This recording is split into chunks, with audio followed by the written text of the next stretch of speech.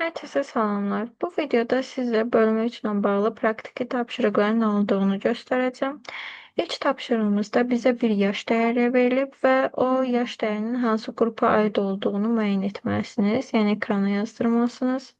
İkinci tapşırığımızda size bir siyahı verilib və siyahıdan yalnız cüt ədədləri ekrana yazdırmağınızı istəyirəm. Əlavə olaraq bir şərtimiz daha var ki, onu görən kimi əməliyyatı dayandırmalısınız. Yəni ondan sonraki dəyərlər ekrana yazdırılmamalıdır.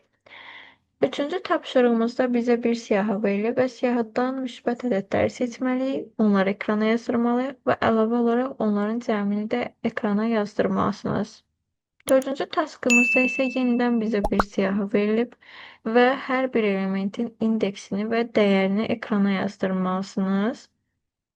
Beşinci tapşırığımızda bize verilen iki siyahını birleştirerek her iki siyahdaki uygun cüzləri ekrana yazdırmağınızı istəyirəm ve en sonunda onlardan yeni bir değer, yeni bir değişen, dictionary type'ında olan bir değişen yaratmağınızı istəyirəm. Altıncı tapşırığımızda 1-dən 20-yə qədər olan ədədlər arasından yalnız cüt olanları ekrana yazdırmağınızı istəyirəm. Yeddinci tapşırığımızda isə sizə verilən siyahıdan müsbət ədədlər ekrana yazdırmalısınız və dövr 5-ə çatdıqda isə onu dayandırmalısınız. Yəni 5-dən sonra olan dayanmalıdır.